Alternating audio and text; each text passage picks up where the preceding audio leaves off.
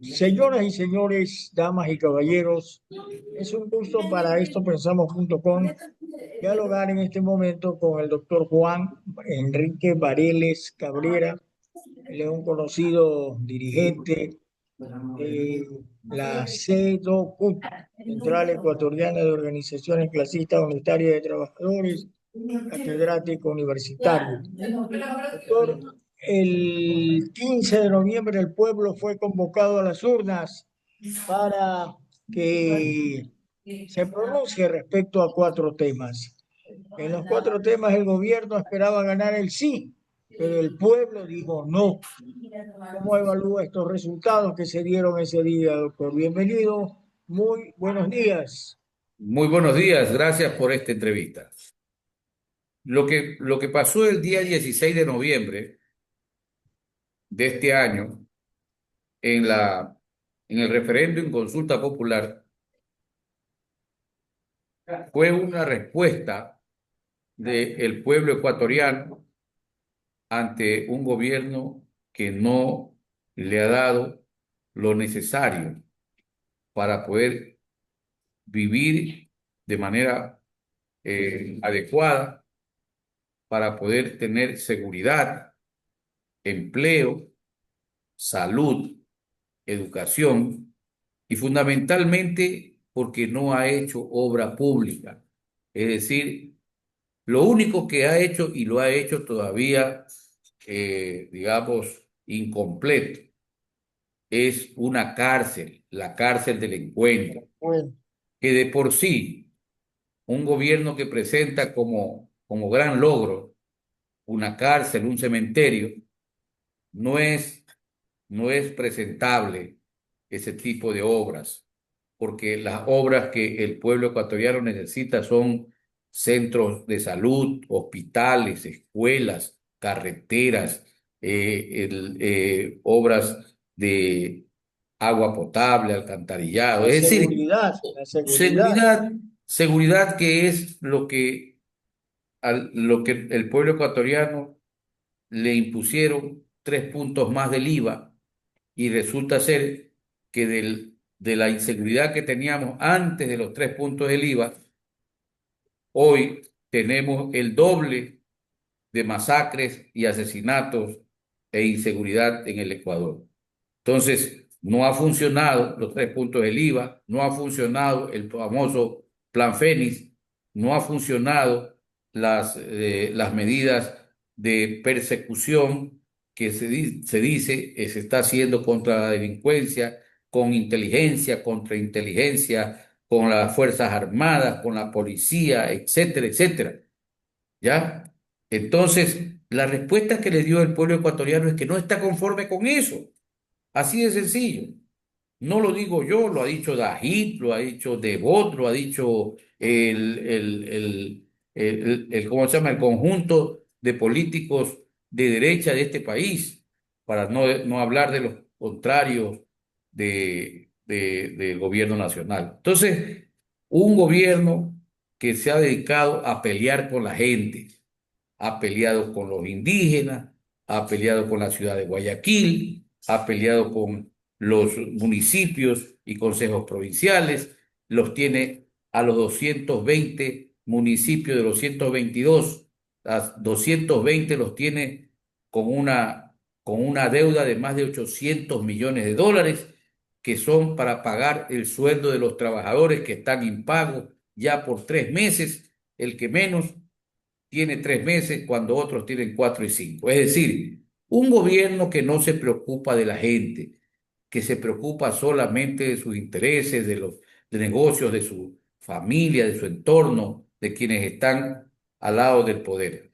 Entonces, todo eso ha determinado un rotundo no. Cuando la gente le quiere envenenar el agua y sale un pueblo como el pueblo de la Suay, de Cuenca, básicamente, a reclamar para que no se continúe con la contaminación de las aguas, en el caso de la minería de Quizacocha, y que ha sido uno de los detonantes justamente para expresar al pueblo ecuatoriano la necesidad de defender el líquido vital que es el que nos da vida, porque el oro no da vida.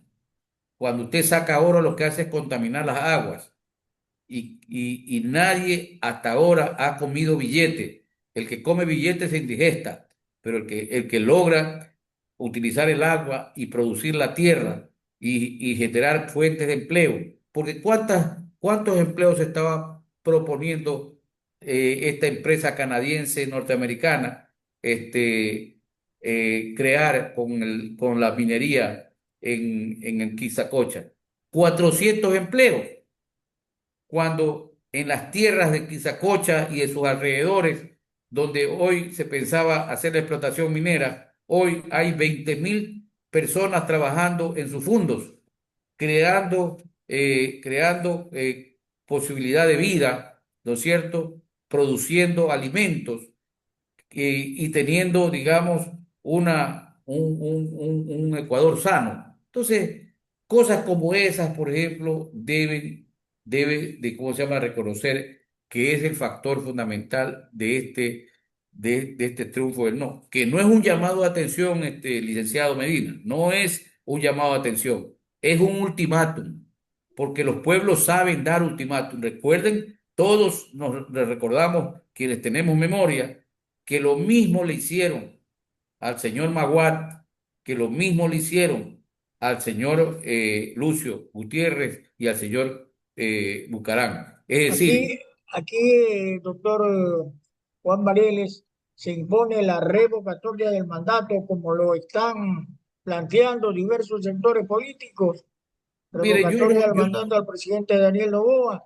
yo no me aparto de la posibilidad de que se utilicen recursos constitucionales para terminar con este sistema oprobioso de gobierno, pero eso está en la Constitución. Hay dos figuras, que es la muerte cruzada, que puede ser convocada por la Asamblea Nacional o por el presidente de la República, cuando esté, como lo tuvo Lazo, en un estado de ingobernabilidad. Y la segunda, que es la decisión del pueblo de recoger el número, digamos, necesario de firmas para invocar la revocatoria del mandato, que debe ser resuelta por la Asamblea Nacional y en consecuencia convocar a la revocatoria del mandato del presidente de la República. Pero él tiene todavía, porque la revocatoria del mandato solo puede funcionar cuando él haya cumplido un año y él recién está cumpliendo 6 meses. Él todavía tiene posibilidad de hacer un cambio de estrategia de gobierno, que ojalá lo haga por el bien del pueblo ecuatoriano. Nosotros, por lo menos personalmente, no estoy de acuerdo en que continuemos con un proceso mayor de inseguridad, de inestabilidad política y jurídica. Es el gobierno el que ha provocado esto, aprobando leyes inconstitucionales, pretendiendo hacer embustes como el tema de Progen y ATM, que ha sido una estafa por la cual el pueblo ecuatoriano lo ha castigado, porque a guisa de que es una empresa norteamericana que se le entregó 125 millones de dólares, ¿no es cierto?, de anticipo para que nos traigan generadores para no tener que comprar energía a Colombia, y ellos se tuvieron la audacia de traer unos generadores del siglo pasado que tenían más de 40 años de generación o de su construcción De uso. y de uso, y esto no sirvieron para nada. Y encima de eso, la empresa, la ATM, que es una empresa norteamericana también, que también le hizo una estafa, que entre las dos llegan a 180 millones y que no han generado un solo kilovatio. Y nosotros hemos tenido que comprar en el tiempo del estiaje, para no tener los apagones, le hemos tenido que comprar a Colombia energía y ellos tienen no solo que devolver el anticipo por esta estafa que han hecho, sino que además hay que reclamarle, demandar el lucro cesante y el daño emergente que de acuerdo con la ley deben reparar. Y para eso el Estado ecuatoriano tiene que enseñar, mostrar en la demanda las planillas de compra de energía a Colombia para que sean los estafadores norteamericanos, aquellos que vinieron al Ecuador aupados por el señor Rubio, secretario de Estado norteamericano, a hacer este embuste. A esa gente hay que cobrarle. El Ecuador tiene que alguna vez, por eso querían ellos el famoso arbitraje internacional, para que no sea en el Ecuador que se tenga que juzgar digamos, empresarios que estafan al Estado, sino que querían que vayamos nosotros a la mediación internacional, donde ellos mismos son los que estafan y ellos mismos son los mediadores. No, ellos tienen que pagar. Y esas son las cosas que están escondidas detrás de esta consulta popular a la que nos llevó el señor Noboa. Y entre otras cosas que tienen que responder, el tema de los chalecos, el tema de los escáneres que compró el ministro de Defensa, el tema de la violación de los derechos humanos de los niños de la Malvina, el tema de los derechos digamos, de la violación de los derechos humanos de los indígenas que estuvieron en resistencia. Ay, no, es que en Imbabura a mí me aman y yo tengo que defender a Imbabura que lo han secuestrado. 70% de los imbabureños dijeron que ellos están en resistencia en contra del gobierno del señor Novoa. ¿A qué estamos hablando? ¿De qué estamos hablando?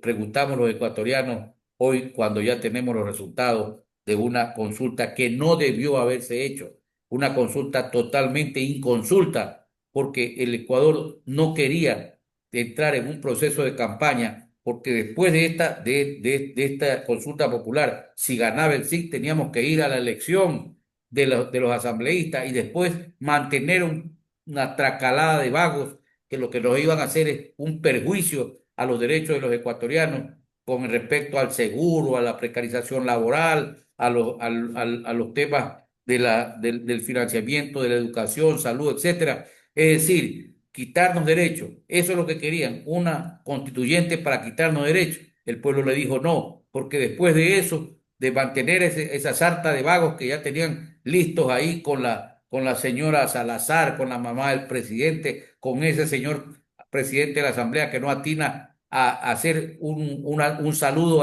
a los asambleístas. Bueno, con ese tipo de políticos querían una asamblea constituyente. ¿A qué? Y luego tenía que ir a una consulta para saber si el pueblo le aceptaba o no le aceptaba esa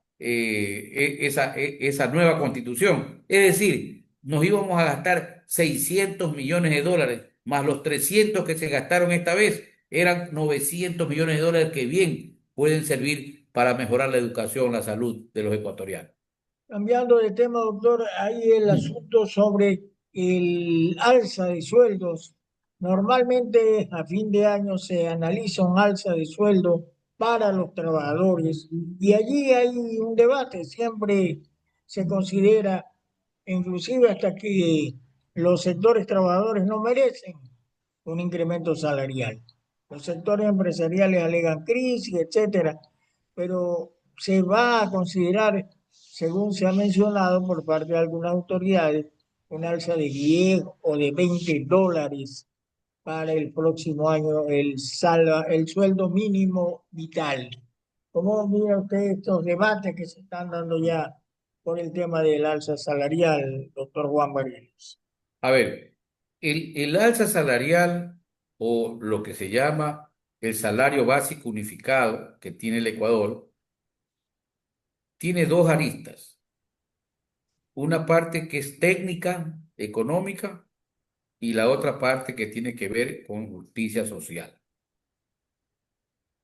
En el ámbito de la técnica económica financiera del Estado, una alza salarial es lo más conveniente en cualquier estado. Les pongo el ejemplo. Cuando el señor Lazo sube a la presidencia de la República, él propuso y lo cumplió una elevación de $25 por cada año de gobierno. Tuvo 2 años de gobierno, tuvo dos alzas de $25 y no le pasó nada a la economía. Nadie quebró. Más bien, todo ese aumento salarial fue a parar al consumo de los ecuatorianos. Porque usted me va a decir, pero si aproximadamente los que tienen un salario, de acuerdo con digamos, los anales de la seguridad social, apenas son 3 millones de ecuatorianos de los 18 millones, 10 de los cuales están en edad de trabajar. O sea, ahí viene el tema de que hay 3 de cada 10 trabajadores están digamos, En el 7 desempleo. de cada 10 están en la desocupación.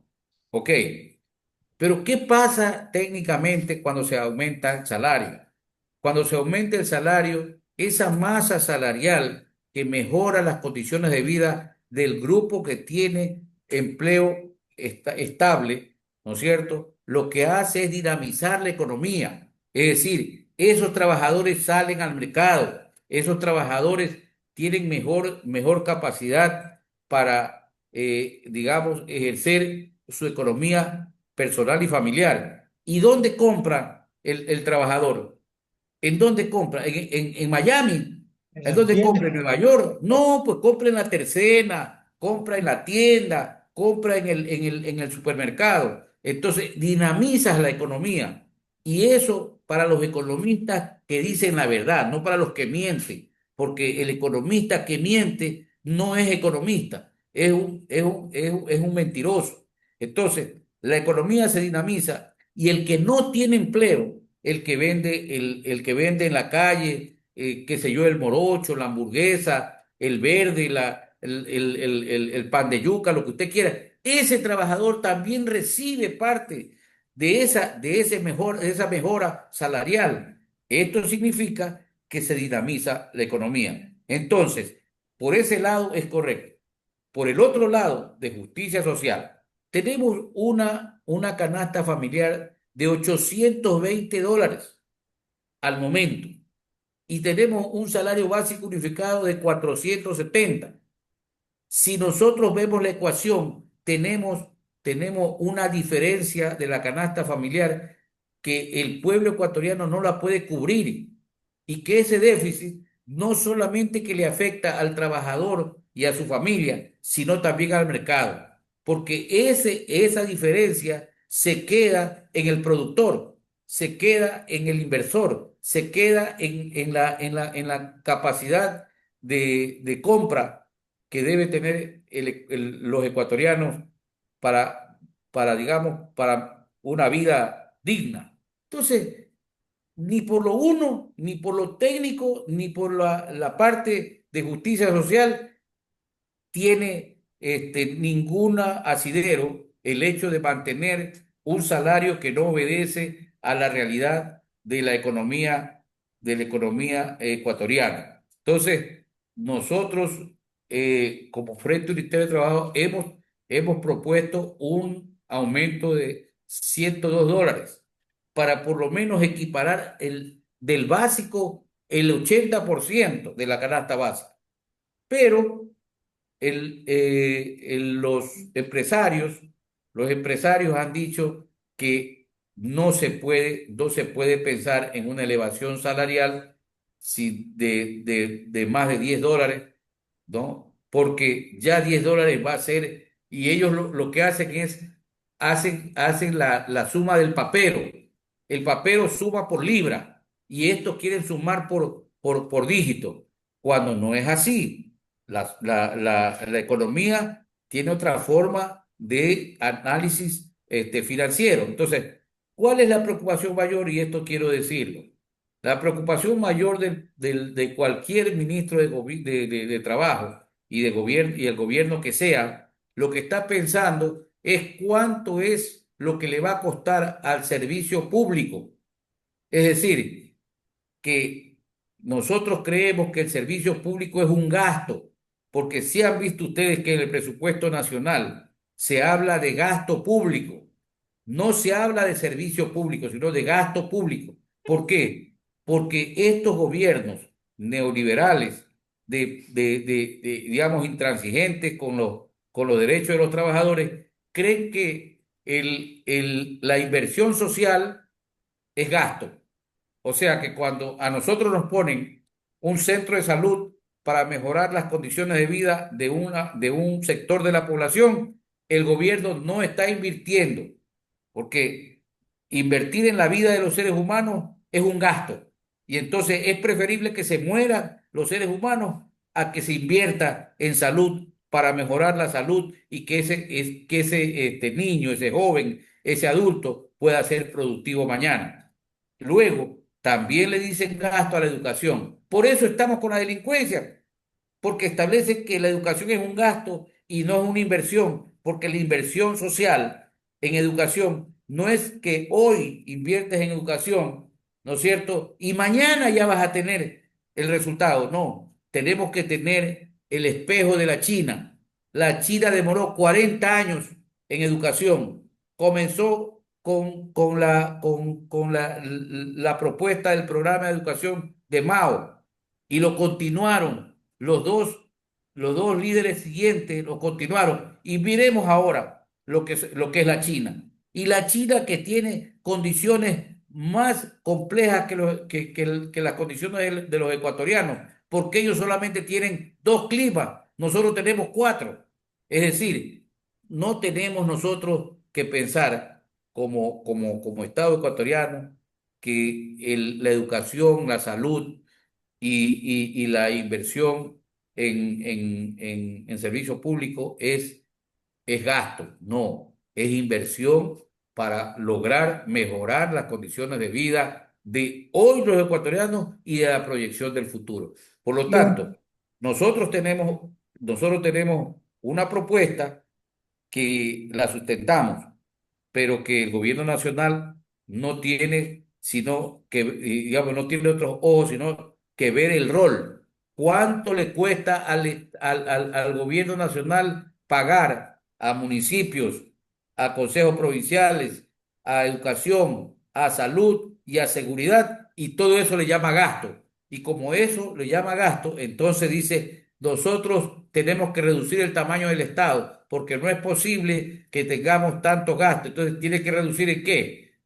Tiene que reducir en seguridad, tiene que reducir en educación, tiene que reducir en salud, tiene que reducir en obra pública y en consecuencia, digamos, bajar los niveles de servicio del Estado y cobrarle el Estado. Ahora, ¿quiénes pagan? El problema es que nosotros pagamos cuando nos subimos al colectivo, cuando nos tomamos una cola, cuando compramos cualquier cosa en el comisariato o en el mercado. Estamos pagando el IVA, que es el impuesto más injusto que tiene el proceso impositivo de un Estado. Y los que tienen que pagar 100, 90 y más millones como son el entorno del presidente, se hace una ley para perdonarse los impuestos. Ahí está la injusticia social del Estado, de un Estado que no obedece a una mejora de las condiciones de vida de los ecuatorianos. bien, doctor, le agradecemos mucho su gentileza en atendernos, sin duda muy ilustrativas sus palabras respecto a lo que significa la consulta popular y luego el tema laboral. Gracias, doctor Juan Vareles. A nuestros televidentes, si les gustó este video, denle clic en el pulgar hacia arriba, suscríbase a este canal y aplasta la campanita y recibirá más mensajes de nuestro invitado, el doctor Juan Vareles Cabrera. Muy buenas tardes, estimado doctor. Buenas tardes. Gracias por la Gracias.